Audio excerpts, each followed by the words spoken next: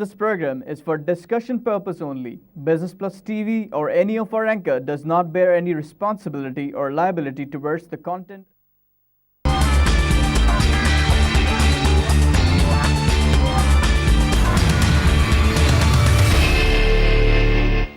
बिस्मिल्लाहिर्रहमानिर्रहीम। आप देख रहे हैं इन फोकस। मेरा नाम है जुनैद गुल। नाजरीन, किसी भी मुल्क की इकॉनमी के लिए और ख़ास तौर पर पाकिस्तान के लिए भी एक अच्छे ताकतवर बैंकारी निज़ाम का होना बहुत ज़रूरी है उसकी मईशत के लिए। और मईशत और एक ताकतवर बैंकारी निज़ाम एक साथ जब काम करते हैं तभी एक रोबस्ट और एक ताकतवर इकॉनमी किसी मुल्क की निकल के आती है। और एक ताकतवर बैंकारी निज़ाम के लिए ज़रूरी है कि उसका जो रीच है और उसकी जो पहुंच है वो ज़्यादा से ज़्यादा लोगों तक पहुंचे। आजकल स्टेट बैंक का एक बहुत ज़्यादा स्ट्रॉन्ग फोकस है फाइनेंशियल इंक्लूजन के ऊपर, और आज के प्रोग्राम में हम इसी टॉपिक पे बात करेंगे कि फाइनेंशियल इंक्लूजन है क्या, पाकिस्तान में उसके बारे में क्या किया जा रहा है, और ग्लोबली पाकिस्तान कहाँ खड़ा है कंपेयर टू ग्लोबल और बैनुल-अक़वामी ममालिक जो कि दूसरे इमर्जिंग ममालिक हैं। इसके लिए आज हमारे गेस्ट हैं एस.एम. आरिफ साहब। अस्सलाम वालेकुम एस.एम. आरिफ साहब, welcome to the show. S M. Arif साहब जो हैं वो सीनियर इकोनॉमिस्ट हैं। इसके अलावा इनका पेमेंट इंडस्ट्री के अंदर काफ़ी एक्सपीरियंस है, प्लस इन्होंने स्टेट बैंक को काफ़ी असिस्ट भी किया है इन terms of branchless banking and financial inclusion के तौर पे।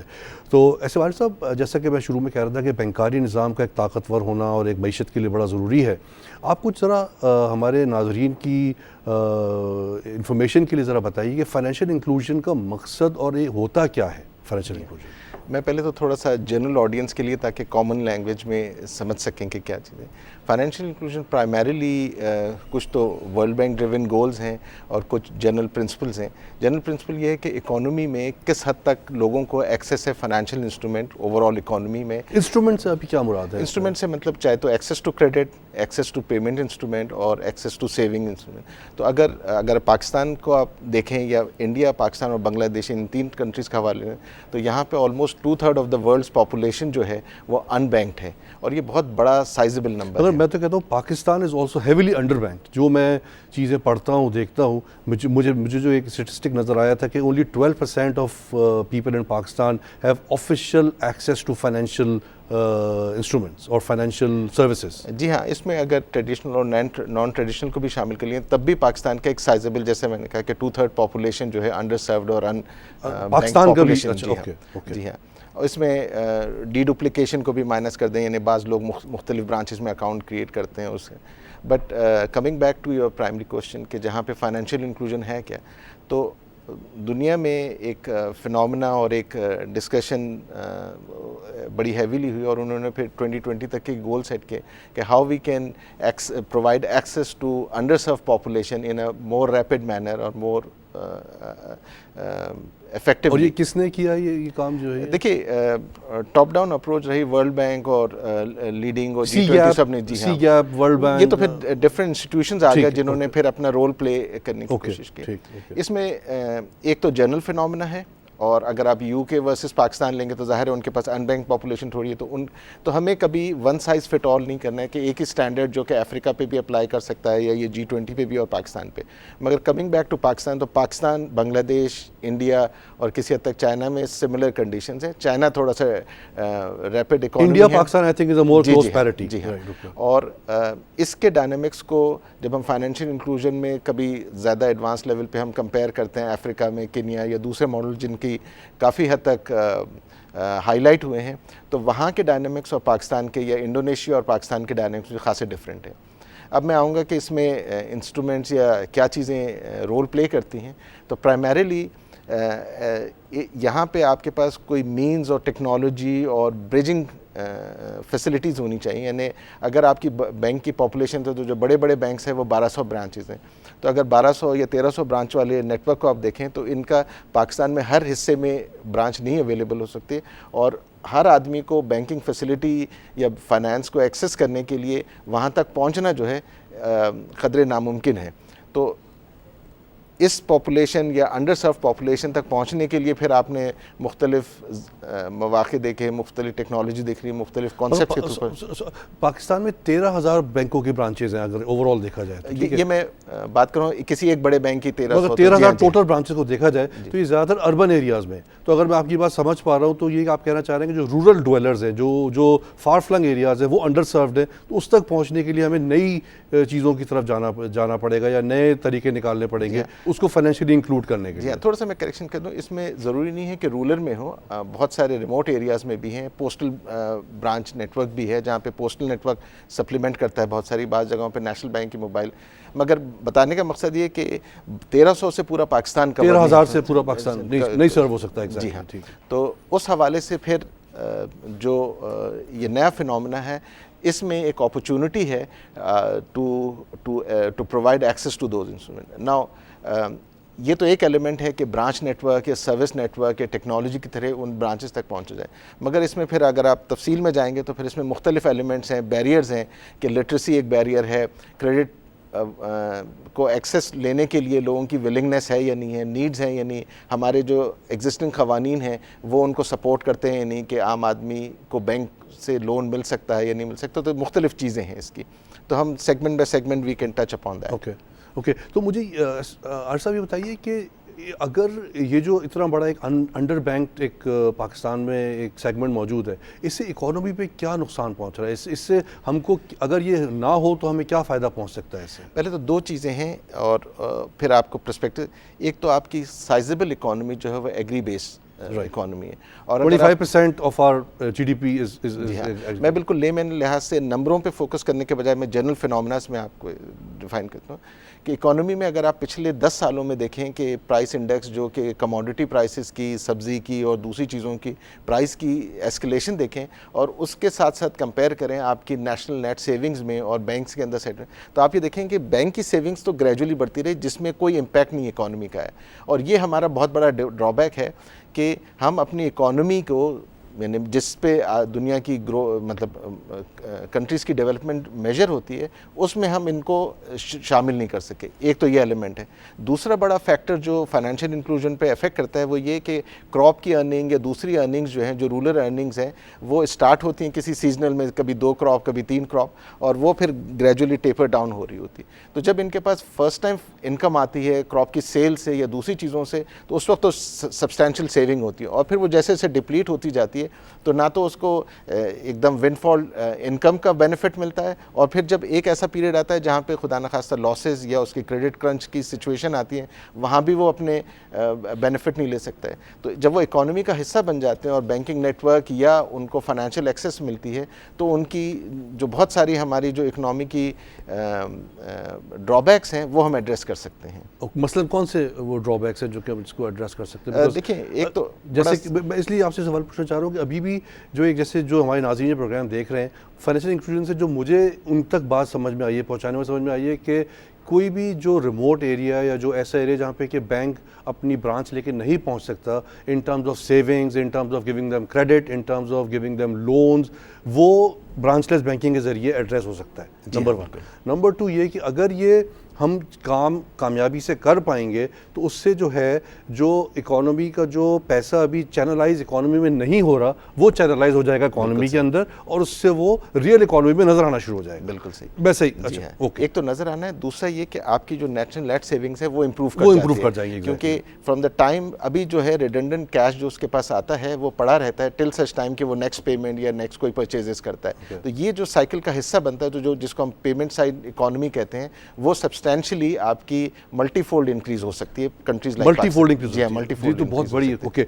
अच्छा आरिफ साहब, कुछ हमने नंबर्स कुछ स्टैटिस्टिक्स जमा किए। मैं अपने प्रोड्यूसर साहब से रिक्वेस्ट करूंगा अगर वो दिखा सकें स्क्रीन के ऊपर ताकि उस पर हम डिस्कशन स्टार्ट कर सकें, तो हम उस पर कुछ बात कर लेते हैं फिर कि जो नंबर्स हमारे पास हैं उसके हिसाब से पाकिस्तान जो है, जैसे आप कह भी रहे थे कि उसके बहुत सारे अदर फैक्टर्स भी हैं, बट एक सर्वे जो फिनडेक्स ने किया है उसके हिसाब से पाकिस्तान सबसे कम नज़र आ रहा है हमको इन टर्म्स ऑफ फाइनेंशियल इंक्लूजन।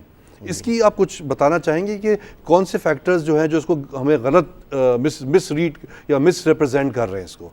जी हाँ, देखिए पहले तो मैं थोड़ा सा एक हिस्टोरिकल क्योंकि डिफरेंट इंस्टीट्यूशंस की सेम नंबर्स को प्रोजेक्ट करने का डिफरेंट अंदाज होता बिल्कुल है। तो पहले तो ये समझने की ज़रूरत है कि इसमें दो एलिमेंट्स और दो प्लेयर्स हैं, और नई टेक्नोलॉजी की वजह से MNOs या जिसको मोबाइल नेटवर्क ऑपरेटर्स हैं, ये कंट्रीब्यूटर हैं और they have been able to accelerate this process, और दूसरी साइड पे बैंक्स हैं। नाउ दोनों का फिनोमेना और हैंडीकैप्स क्या हैं?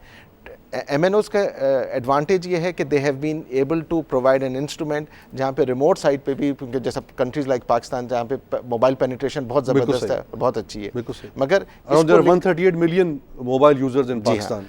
दूसरी साइड थी इसकी कि इसके साथ बैंक लिंक कर दिया जाए। अब थोड़ा सा मैं आपको ले जाऊँगा यूरोप की साइड पे, अमेरिका की साइड पे, जहाँ पे डेवलप्ड इकोनॉमीज थी और उनके पास बैंकिंग पॉपुलेशन और टेलको अकाउंट्स जो हैं वो ऑलमोस्ट सिमिलर हैं, इस वजह से कि वन मैन वन अकाउंट वाली सिचुएशन भी है, plus at the same time उनके पास मोबाइल अकाउंट्स भी हैं।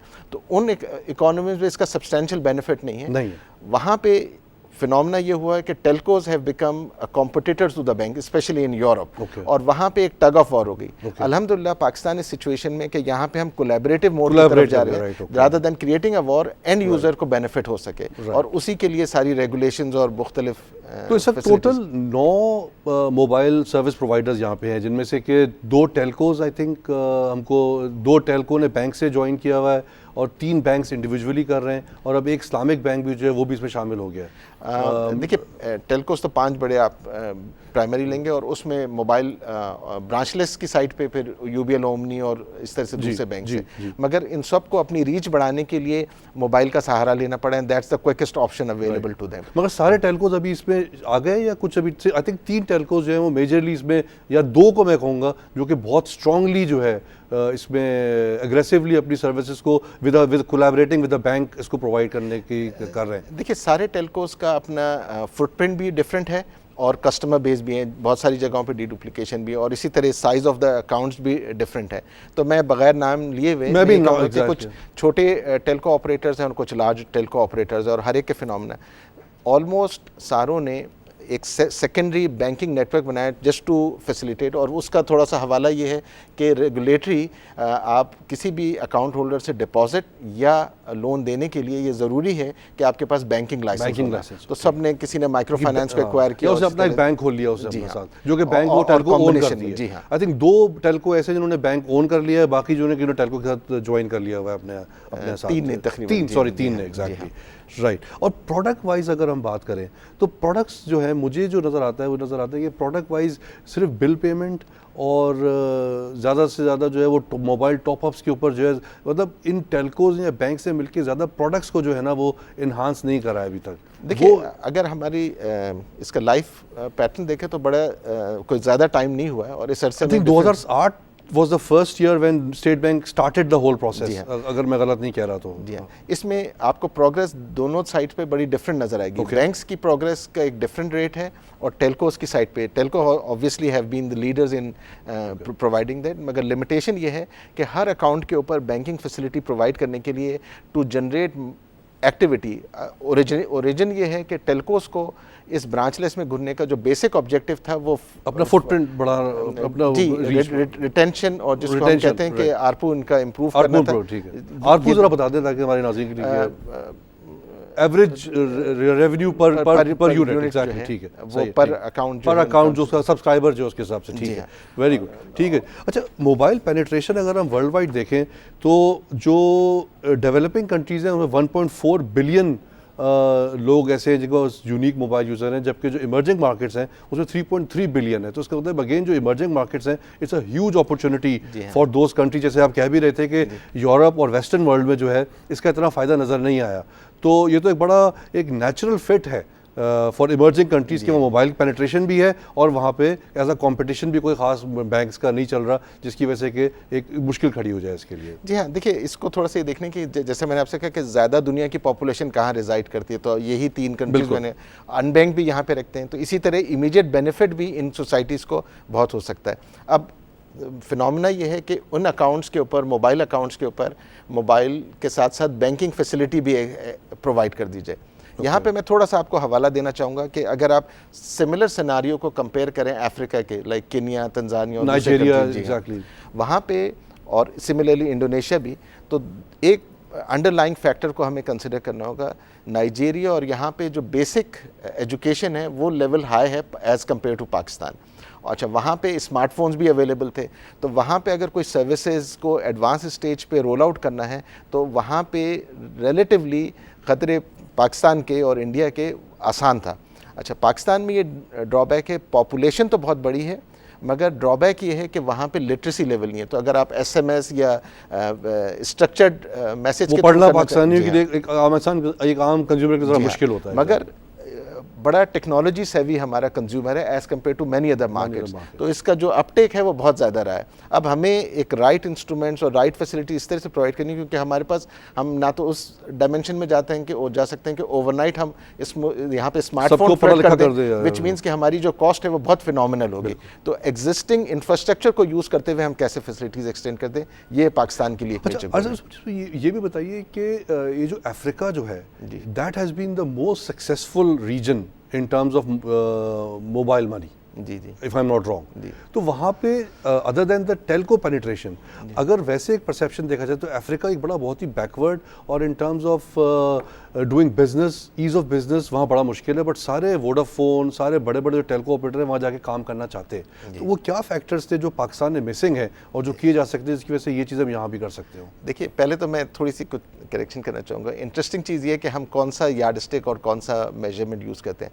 अफ्रीका को अगर हम परसेंटेज से लेंगे तो हम उनको खासा होगा, मगर अल्हम्दुलिल्लाह Pakistan has been doing fine में नॉट अचीविंग द गोल्स, मगर इसकी जो रैपिड ग्रोथ रही है इन एरियाज़ में खासी प्रोग्रेसिव रही है इन टर्म्स ऑफ टोटल क्वांटम। अब ज़रा सा हम स्पेसिफिक्स में आ दें कि क्या है वहाँ पे जो मॉडल ऑपरेट हो वो टेलको ऑपरेटिव और टेलको इग्नोस्टिक, या अगर आम आदमियों के लिहाज से तो टेलको इनिशिएटेड मॉडल्स वहाँ पे ज़्यादा यूज़ हुए हैं। वेरस पाकिस्तान में जो है टू रियली रीच, क्योंकि एक तो ज्योग्राफी का मामला है, दूसरे कॉम्प्लेक्सिटी का मामला है, तो यहाँ पे हमारे डायनेमिक्स और रूल्स ज़रा सा डिफरेंट है, जहाँ पे हमारे उन्हें one size fit all formula हम अप्लाई नहीं कर सकते। जो अफ्रीका में सूटेबल था वो पाकिस्तान में भी अप्लाई हो जाए।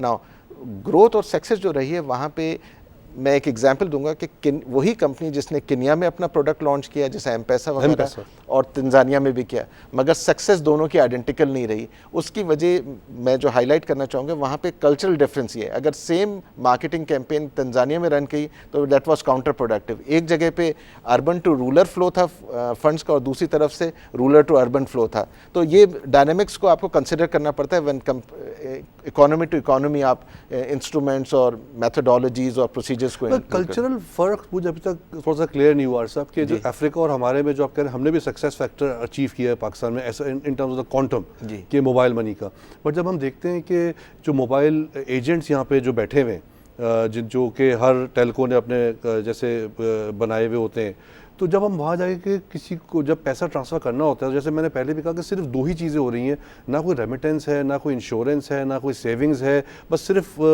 मोबाइल टॉपअप हो जाता है और वो बिल पेमेंट ज़्यादा से ज़्यादा कर रहे हैं। तो अब ये जो चीज़ है मुझे फिर हैरान करती है कि जैसे आप कह रहे हैं कि हम सक्सेस अचीव की है, तो what is your criteria of success then? What do you call success in Pakistan in terms of mobile money? ये ज़रा प्लीज़ समझाएं। जी हाँ, पहले तो मैं ये बता दूं कि ये मार्केट को इंटरनेशनली भी और लोकली भी इग्नोर करते थे। We are not thinking of that कि भाई ये हम सब्सटेंशियली कोई टर्न अराउंड क्रिएट कर सकते हैं। तो जब मैं सक्सेस कहता हूँ तो a sizable amount has been going through the branchless banking network और mobile agent network। ये तो हमारी सक्सेस में।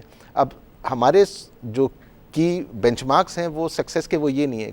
Financial inclusion is the right goal that we have to achieve, जहाँ पे उसको फुली इन्वॉल्व करना है, और वो उस वक्त अचीव होगी जब हमारा हर मोबाइल अकाउंट ऑपरेटर या हमारा इंडिविजुअल एडल्ट इंडिविजुअल जो कि अकाउंट होल्ड कर सकता है वो अकाउंट होल्डर बन जाए, चाहे वो मोबाइल अकाउंट वॉलेट अकाउंट बन जाए या बैंक अकाउंट बन जाए, जिसके लिए फिर सब्सिक्वेंटली स्टेट बैंक ने रेगुलेशन और दूसरी केन्या या दूसरी जगहों पे आप कह रहे हैं वहाँ पे जैसे मैंने आपसे कहा कि शॉर्टकट की बेसिस के ऊपर क्विक सक्सेस अचीव हुई है। वहाँ पे ये हुआ है कि स्मार्टफोन्स की वजह से और मोबाइल वॉलेट के अकाउंट से, क्योंकि वो शुरू की मार्केट थी उसमें फंडिंग भी काफ़ी हुई, मार्केटिंग भी ज़्यादा हुई, और जैसा मैं इसकी एग्जांपल बिल्कुल उसी तरह दूँगा कि अगर आप ई कॉमर्स की इनिशियल एग्जांपल्स देखें तो Amazon was the key success, मगर वो दुनिया के लिए आइडियल मॉडल नहीं है कि जहाँ पे हर जगह अप्लाई। बिल्कुल इसी तरह की सिंबॉलिकली तो it's an ideal model that one can look at कि how success can be achieve, मगर पाकिस्तान के डायनामिक्स को सामने रखते अगर आप कहना है कि पाकिस्तान ने अपने कल्चर और अपने डायनामिक्स के हिसाब से we have done a good job in terms of mobile money in these 5-6 years. जी हाँ, ये मैं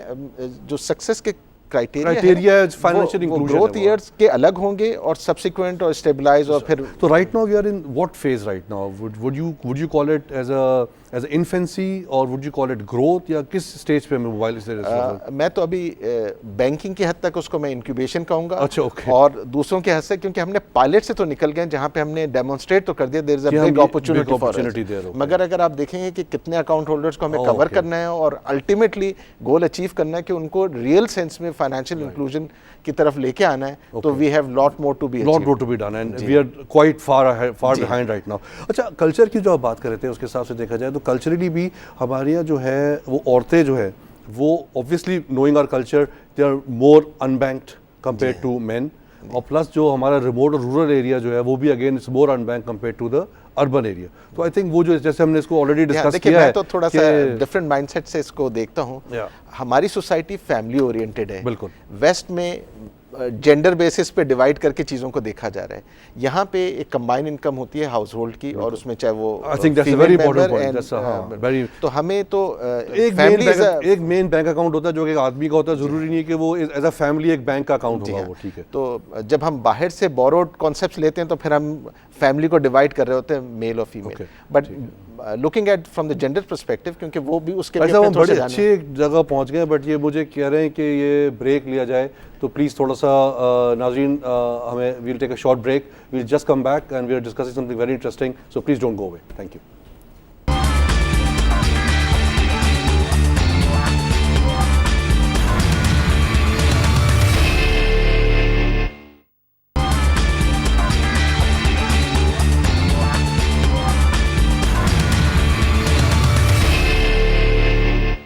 वेलकम बैक नाजरीन। ब्रेक से पहले हम डिस्कस कर रहे थे फाइनेंशियल इंक्लूजन। आरिफ साहब हमको बड़ी एक इम्पॉर्टेंट चीज़ बता रहे थे, it was a good news कि पाकिस्तान जो है वो ऑलरेडी जो उसके एक पायलट प्रोग्राम का जो टारगेट था वो हम वहाँ अच्छी तरह से पहुँच गए हैं, and we are going in the right direction, and but still there is a lot to be done. Arif साहब, आप जाने से पहले जब हमको बता रहे थे कि ये और कल्चरल इशू की जब बात कर रहे थे उसके बारे में ज़रा प्लीज़ कुछ ज़रा मज़ीद जो हमारी सोसाइटी, एशियन सोसाइटी और पर्टिकुलरली पाकिस्तान में भी, और फिर वीज़ा वी जो वेस्ट है या अफ्रीकन मार्केट जहाँ पे आपका सवाल था, तो पहले तो ये कि जो जब हम जेंडर डिफ्रेंसिएशन की बात कर रहे थे तो प्राइमरीली जब हम उसको एकेडमिकली देखते हैं या थ्योरेटिकली देखते हैं तो हम ये देखते हैं कि भाई हर एक को फ्री एक्सेस होनी चाहिए और एडल्ट को फ्री एक्सेस होनी चाहिए टू द फाइनेंसेस। और यहाँ पे इसका जो बेसिक अंडरलाइन फैक्टर है कि अगर एक्सेस फ्रीली अवेलेबल नहीं है तो सोसाइटी में एक्सप्लॉयटेशन होगा, और क्रेडिट की नॉन अवेलेबिलिटी भी लोगों को मजबूरियों की तरफ धकेलती है और उसी तरह उसके इकोनॉमिक और सोशल इम्पैक्ट। तो वो जो आप कहना चाह रहे हैं कि since they are not in the financial proper sector, वो कहीं और जाके क्रेडिट लेते हैं जो कि उनको ज़्यादा महंगा भी मिलता है, फिर उसमें ज़्यादा अनएथिकल काम भी होते हैं, एक्सप्लॉइट किया जाता है। तो I think that's also a very big disadvantage of not having financial inclusion. तो यानी अगर इन सिंपल वर्ड्स आप कहें तो फाइनेंशियल इंडिपेंडेंस आपकी पूरी सोसाइटी की इकोनॉमिक ग्रोथ तो बढ़ाती ही बढ़ाती है, इंडिपेंडेंट डिसीजन मेकिंग की वजह से ओवरऑल सोसाइटी भी अपलिफ्ट होती है। जी अच्छा, तो आरिफ साहब ये बताइए ब्रांचलेस बैंकिंग को हम डिफाइन कैसे करेंगे? What is branchless banking? देखिए, in a very simple terms, branchless में हमने एक तो ये कहा था कि ब्रिक एंड मॉर्टर में जब आप हर ब्रांच खोलते हैं तो there is a phenomenal cost for every bank to operator. अच्छा, रिमोटली टेक्नोलॉजी भी आ गई है, इंटरनेट भी आ गया है, सैटेलाइट एक्सेस भी हो गई, बहुत सारी चीज़ें, but still when you start operating a 2-man branch also in a remote area, उसकी एक ऑपरेटिंग कॉस्ट होती है। तो अल्टीमेट ऑब्जेक्टिव उस ब्रांच का क्या है कि हम एक अकाउंट होल्डर, एक अर्बन पॉपुलेशन मतलब रूरल पॉपुलेशन को एक्सेस दे दें ताकि वो अकाउंट एक इंस्टीट्यूशन में जमा करा सके और ज़रूरत के वो फंड ले सके। तो ये एक्सेस जो है जब आप करते हैं तो पिछले दौर में तो लिमिटेशन थी बिकॉज ऑफ टेक्नोलॉजी। नए दौर में टेक्नोलॉजी की दो बड़ी इनोवेशन से हमारे ये बैरियर्स ख़त्म हो रहे हैं। एक तो एक्सेस टू मोबाइल है। मोबाइल का मतलब ये कि अगर वो डिवाइस खुद एक आपका ऐसा इंस्ट्रूमेंट बन जाता है जहाँ पे इलेक्ट्रॉनिकली आप फंड्स रिसीव कर सकते हैं, यानी अगर आप इसको बड़े सिंपल अंदाज में देखें तो मुझे ये पैसे चाहिए किस लिए, मुझे चाहिए वो पैसे इटसेल्फ मेरे लिए कुछ नहीं करें जब तक कि मैं ना उसे ख़रीद सकूं ना उसे बेच सकूं। As soon as I am able to do buying यानी परचेजिंग और पेमेंट, तो मेरे लिए वो वैल्यूएबल इंस्ट्रूमेंट। तो branchless banking in simple word जो मैं आप समझ सका हूँ वो ये है कि टू गिव एक्सेस उन लोगों को जो कि बैंक के ब्रिक एंड मॉर्टर पर नहीं पहुंच पाते, उनको टेक्नोलॉजी के जरिए उनको एक्सेस दिया जाए to banking services, which could be deposits, which could be loans, which could be insurance, which could be health care, which could be anything and which could be even micro finance as well, जो कि micro finance कुछ भी उसमें आ सकता है। तो इसकी reach basically बढ़ा दी जाए। तो इसमें जो 3 एलिमेंट जो इंपॉर्टेंट हैं, एक तो उसमें जैसे आप शुरू में बता रहे थे कि MNO जो है, जो कि मोबाइल नेटवर्क ऑपरेटर है, फिर उसके अंदर एक रोल जो आता है वो एजेंट का आता है, और फिर एक जो है वो क्लाइंट का आता है। तो इन तीनों को ज़रा प्लीज़ थोड़ा सा डिफाइन कीजिए हमारे नाज़रीन के लिए कि इसकी इंपॉर्टेंस हर एक की क्या क्या है और क्या होना चाहिए इसकी सक्सेस के लिए। देखिए, हमारा अल्टीमेट पॉइंट ऑफ अराइवल तो ये कि अगर किसी तरह से हमारा मोबाइल ही हमारा बैंक अकाउंट भी बन जाए, और उसमें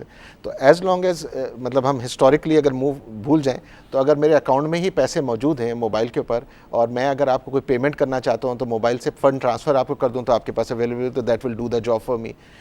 मगर जब आप इन्फेंसी की, जिस वजह से मैं कह रहा था कि पाकिस्तान इनिशियल स्टेजेस में, वो इन्फेंसी की स्टेज ये कि पहला एलिमेंट तो हमारे लिए ये है कि आपको एक अकाउंट होल्डर बनाया जाए और अकाउंट को मोबाइल के साथ लिंक कर दिया जाए।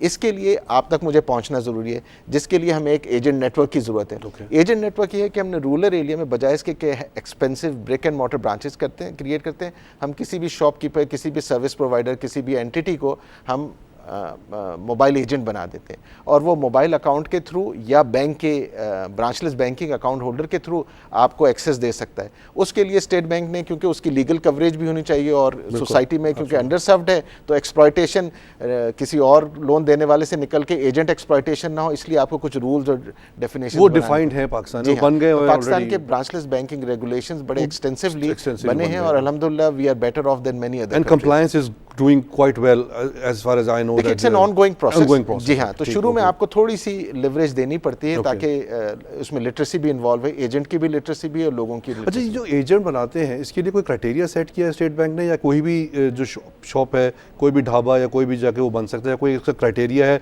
लिक्विडिटी के लिए क्या करते हैं, उसका प्रॉफिट किस तरह से मैनेज होता है, वो क्या उसका वो रखा है? जी हाँ, देखिए प्राइमरीली तो एग एंड चिकन वाली बात है कि आप रूल पहले बनाएंगे या सर्विस पहले लगाएंगे। तो रेगुलेटर तो किसी चीज़ को, तो जो चीज़ एग्जिस्ट ही नहीं करती उसके लिए रूल्स पे, तो उन्होंने बेसिक फंडामेंटल रूल्स तो बनाए कि भाई कौन एजेंट हो सकता है, कौन क्वालिफाई, और उसमें ये रूल होता है कि आज मैंने आपके लिए यूटिलिटी बिल के लिए पेमेंट दी, तो ऐसा नहीं कि कल आप भाग जाएं, अगर किसी को दी गई है तो कस्टमर का ट्रस्ट उसके ऊपर है। इस तरह से बहुत सारे सवालात जन्म लेते हैं। तो स्टेट बैंक ने एक्सटेंसिव रेगुलेशन भी बनाए हैं, जो कि इस वक्त हम कह सकते हैं कि हाई लेवल डेफिनेशंस है, मगर subsequently as you go along उनकी फिर रिफाइनमेंट होती जा रही है। तो मल्टीपल स्टेजेस में डिफरेंट वर्जन्स के थ्रू, डिफरेंट रिलीजेस के थ्रू उन्होंने उनको इन्फोर्स किया है। अच्छा, फिर थोड़ा सा आपको ये भी ख्याल रखना होता है कि कुछ टेलकोज़ ने पहले इनिशिएटिव लिया, किसी ने बाद में लिया, तो जो पहले लेने वाले थे क्या उनको रूल बना दिया गया, या बाद में लिए गए उनको, तो आपको थोड़ी सी फ्लेक्सिबिलिटी इसमें शो करनी पड़ती है ताकि मैक्सिमम इंस्टीट्यूशंस जो उसमें पार्टिसिपेट कर सकें और बड़ी जल्दी हम अपने ये माइलस्टोन्स कवर कर सकें। लिक्विडिटी मैनेजमेंट के लिए कोई है, मतलब how do they manage the cash? पहले तो मैं लिक्विडिटी के लिए कॉमन इंडिविजुअल्स के लिए बता दूं कि ये लिक्विडिटी ये कि अगर आप एजेंट के पास जाते हैं और आप पहली ट्रांजैक्शन पेमेंट करने के बजाय आप ये कहते हैं कि मेरी रेमिटेंस आई है किसी और मुल्क से और आप मुझे दे दें, तो दुकानदार कहता है कि मेरे पास तो 10,000 रुपये नहीं है। तो आपका जो ग्राउंड रूल्स और जो फार्मूला आप सेट करते हैं कि आप डिफाइन ये करते हैं कि कहाँ से उसको पेमेंट हो सकती है और कौन क्वालिफाई करेगा जिसके पास हमेशा सरप्लस फंड्स रहें। अच्छा, क्योंकि रूरल फिनोमेना है तो इसका कोई हिस्टोरिकल ट्रेंड और डेटा नहीं होता कि भाई किसी दूसरे मुल्कों से कोई हमने ट्रेंड कुछ लिया है इसके बारे में, we have learn some lessons from maybe Africa और केनिया के कोई, या इंडिया में भी, यू नो, श्रीलंका से, कि वो कैसे उन्होंने सेट किया, या हम लोग उसको अभी एक्सपेरिमेंट ही कर रहे हैं इसको भी? नहीं, हमने देखिए लर्निंग्स तो हर जगह से हैं, मगर एडॉप्शन जो है हमारी लोकलाइज डिसेंट्रलाइज्ड जी। तो लर्निंग्स में आपको जो चीज़ मिलती है कि अगर अफ्रीका में किसी गांव में कोई लिक्विडिटी का क्राइटेरिया जो है, तो क्राइटेरियाज तो आप पिक कर सकते हैं, मगर आपको जो स्टैंडर्ड्स हैं कि पाकिस्तान में एक गंदम ख़रीदने वाला या गंदम बेचने वाला या फर्टिलाइज़र लेने वाला और फर्टिलाइज़र बेचने वाले की सीजनैलिटी क्या होती है, किस वक्त उसके पास कैश सरप्लस होता है और किस वक्त, तो क्राइटेरिया और रूल्स जो हैं वो तो आपकी मार्केट कंडीशंस के हिसाब से होंगे। लेसन्स जो होते हैं वो ये कि टेक्नोलॉजी जो स्टैंडर्ड्स हैं, जैसे यहाँ भी आप मोबाइल यूज़ करते हैं और अफ्रीका में भी यूज़ करते हैं, तो उस पर कौन सी चीज़ रिलायबल है, कौन सी चीज़ रिस्की है, वो आप कॉमन स्टैंडर्ड्स में लेते हैं। तो यानी कॉम्बिनेशन ऑफ नॉलेज की बेसिस पे आप अपने रूल्स डिफाइन करते हैं। Okay, so there is a criteria कि किसको हमने इन टर्म्स ऑफ लिक्विडिटी हमने सेलेक्ट करना है, और अब तक जो ये प्रोसेस है वो इस तरह अच्छा जा रहा है कि कभी किसी को ऐसा मसला नहीं हुआ कि कोई, जैसे आप रेमिटेंस का बता रहे थे, मेरी रेमिटेंस आई है और उसको पैसे ना मिल पाए हों, ऐसा ये कहना गलत होगा। रेगुलेटर ने ये किया है कि एक बड़ी अच्छी अप्रोच अडॉप्ट की कि उन्होंने जनरल रूल्स लेके जो ब्रांचलेस बैंकिंग ऑपरेटर्स हैं उनको ये रूल दे दिए, और उनके ऊपर ये है कि वो फर्दर रूल्स डिफाइन करें जिस बेसिस पे वो नेटवर्क। सो हो सकता है कि इजी पैसा के जो अकाउंट होल्डर्स हैं उनके लिए थोड़ा सा अपना क्राइटेरिया बनाया हुआ, यानी टू क्वालिफाई के हु कैन बिकम, इंटरऑपरेबिलिटी तो अभी नहीं है इनकी आपस में अभी इन ट्रू सेंस जी नहीं है, और ये गैप को हमें एड्रेस करना है। आई think is a very important factor. मैं थोड़ा सा उसको भी बता दूं कि कॉमन आदमी के लिए कि जैसे आप एक मोबाइल से किसी भी मोबाइल ऑपरेटर के थ्रू किसी भी मोबाइल अकाउंट को आप फोन करके बात कर सकते हैं, मगर जब आप फंड ट्रांसफर करते हैं तो इट इज नॉट सीमलेस। अभी आप एक सर्विस जो आपके पास है उसी को आपसे ट्रांसफर उसी के थ्रू, यानी अगर आप एक XYZ के मेंबर हैं और मैं भी हूं तो आप हम दोनों आपस में कर सकते हैं। कुछ इंस्टीट्यूशंस इसको थोड़ा सा एक्सपेंड तो करते हैं, मगर वो जाता है थ्रू वन लिंक नेटवर्क। और अच्छा, वन लिंक इसमें शामिल हो गया इसको, it is a combination between Telco and banking services, तो इनके कॉम्बिनेशन से वो जैसे ATM इंटरऑपरेबल हो गए हैं थ्रू वन लिंक, तो इसी तरह से ये ब्रांचलेस बैंकिंग भी जो है इंटरऑपरेबल है थ्रू वन लिंक। मगर इधर मैं थोड़ा सा आपको ये फिनोमेना बताता हूँ, it's not an ideal, it's an stop gap arrangement तब तक कि ये फुली स्कोप। नाज़रीन की थोड़ा सा वन लिंक भी बता देंगे, वन लिंक क्या, ताकि थोड़ा सा लोग क्लियर हो जाए। I'm sure लोगों को पता है, अकाउंट होल्डर्स तो ज़्यादा क्लियर है कि किसी भी ATM से कहीं भी किसी भी बैंक अकाउंट से आप अपने किसी दूसरे बैंक या दूसरे बैंक अकाउंट से आप निकाल सकते हैं, और इसी तरह फंड भी ट्रांसफर कर सकते हैं। तो आपके पास एक कॉमन स्विच होता है जिसके थ्रू आप राउट कर सकते हैं। तो इसका मतलब ये कि अभी इसमें वन लिंक से इतना इंटीग्रेशन क्लियर नहीं हुआ है, बट स्टॉप गैप अरेंजमेंट हो गया है। स्टॉप गैप इसलिए हवाला दे रहा हूँ आपको कि जब ये ट्रू सेंस में आपकी फाइनेंशियल इंक्लूजन 20% प्लस ज़्यादा हो रही होगी, तो there will be a phenomenal volume of transaction that will be flowing across the network. Sense for one link to have it. तो फिर वो it is not designed to cater to that. तो फिर आपके लिए जो वो टेक्नोलॉजी एलिमेंट्स बीच में जिसके ऊपर डिफरेंट कंपनीज काम कर रही हैं, after that it will be able to seamlessly transfer from one end to other without having. But otherwise जो बाकी operators जो हैं, जैसे 9-10 जो अभी हैं service, they are willing to work together, but just the volume or the size which is the limitation right now, if I don't know. एक और एक चीज़ मैं आपको थोड़ा सा बताता हूँ कि immediate take off के लिए तो टेलकोस के लिए बड़ा आसान था कि जो उनके जहाँ पे एयर टाइम सेल होता है उन्हीं शॉप्स को उन्होंने कन्वर्ट कर दिया ब्रांचलेस के लिए। मगर आपकी ट्रू ब्रांचलेस बैंकिंग नेटवर्क की नीड्स बड़ी सी डिफरेंट है। तो अगर आप देखेंगे बैंकिंग वर्सेस टेलको, तो अभी गैप्स खासे एग्जिस्ट करते हैं। अच्छा। तो टेलकोस के लिए जो चीज़ है वो ये कि क्योंकि टेलकोस आर कंजर्वेटिव और उनके रूल्स और रेगुलेशंस बड़े डिफरेंट होते हैं, तो उनकी एक्सपेंशन नीड्स बड़ी डिफरेंट थी। तो उसका फर्स्ट फैसिलिटेटर तो ये था कि स्टेट बैंक ने एक कॉम्प्रिहेंसिव रेगुलेशन डिफाइन कर दिया जिसके through banks can start operating. But in addition to the commercial license, they have to get a branchless banking license, और different banks को branchless banking license भी मिल चुका है। उनके लिए ये need है कि now they have to start creating agent network in an unbanked population segments। और ये again chicken वाली बात है कि पहले आप उन markets में जाएंगे जहाँ पे density of consumers ज़ाहिर है। ये बड़ा अच्छा point है, density में इस पे आने वाला था कि मैंने जो थोड़ा सा एक सर्वे किया था एजेंट्स का, उससे मुझे लगा था कि डेंसिटी इज़ वेरी लो, यानी बहुत छोटे छोटे गैप के ऊपर एजेंट बने हुए, जिसकी वजह से जो है वो जो सर्व पॉपुलेशन है वो कुछ जगह तो बहुत अच्छी है और कुछ जगह बिल्कुल है ही नहीं। असल में देखिए थोड़ा सा एक पाकिस्तान का जिसको लेमैन टर्म्स आप कहते हैं भेड़ चाल वाला मामला ज़्यादा है कि प्री मेच्योरली कोलैबोरेशन से पहले हम कंपटीशन में इन्वॉल्व हो जाते हैं, हालांकि there is plenty of room available. जी exactly, हाँ। तो जाहिर है स्टेट बैंक ये तो नहीं करेगा कि किसी एक को जोन ए एलोकेट करे और जोन बी करे, और हमारा अपना रोल ये है कि ये तो जो टेलको ऑपरेटर्स इनको देखना चाहिए कि इनके जो एजेंट्स का जो डेंसिटी है उसको इस तरह से वो स्पेस आउट करे कि जो number of served people increase with पर एजेंट, क्योंकि अभी तो ये लगता है कि एक बहुत छोटी डेमोग्राफी में जो है वो एक ज़्यादा सर्व हो रहा है और बहुत बड़ा एरिया जो है वो फारिग रह जाता है। जी, मैंने आपसे जैसे कहा कि शुरू में जो टेक ऑफ था वो ये था कि हम how can we quickly be into this business, तो उन्होंने वो चीज़ें चूज़ की जहाँ पे उनके एजेंट एग्जिस्ट करते थे, और वो एजेंट की डेफिनेशन ये थी कि जहाँ से एयर टाइम सेल हो सकते हैं। मगर एयर टाइम सेल की जो वॉल्यूम्स हैं और जो नंबर्स हैं और जो फाइनेंशियल इंक्लूजन के लिए रियल नंबर्स चाहिए जहाँ पे it makes sense for you to be part of the economy, वो नंबर ज़रा डिफरेंट होते हैं। तो आपको अपनी आपको शिफ्ट करने की ज़रूरत है ब्रांचलेस के पर्सपेक्टिव से उन जोन्स में जहाँ पे एजेंट नेटवर्क। ओके, सही। तो इसमें इसका मतलब ये कि नेटवर्क ऑपरेटर का जो है बड़ा इंपॉर्टेंट रोल है, और उसके अलावा ये कि जो बैंक्स हैं उनको अपने रेगुलेशंस और स्टेट बैंक रेगुलेशंस को जो है काफ़ी ज़्यादा और देखना पड़ेगा और कंप्लायंस की तरफ जाना पड़ेगा। और सब काफ़ी चीज़ें डिस्कस करनी थी, बट टाइम थोड़ा सा इसमें जो है ना हमें थोड़ा सा कम पड़ गया, but I think it's a very long topic and I think we should have another sitting on this as well, क्योंकि तो हमने बिल्कुल एक सिर्फ 25% ही कवर कर पाए हम इसको। तो I think we should have it more again and इंशाल्लाह going forward will do that.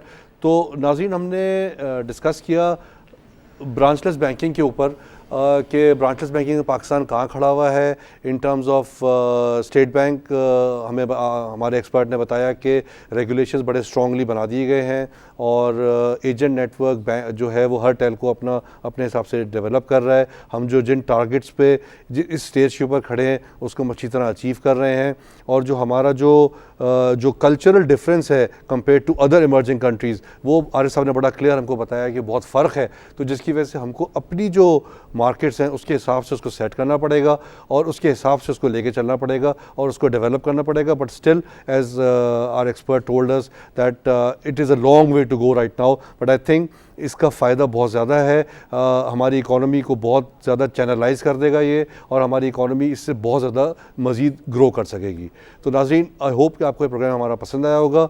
अगले और ये हमने अभी इसको बहुत थोड़ा सा कवर किया है, इसको मज़ीद कवर करेंगे अपने एक्सपर्ट के साथ going forward. Please keep watching in focus. Thank you very much. अस्सलाम वालेकुम।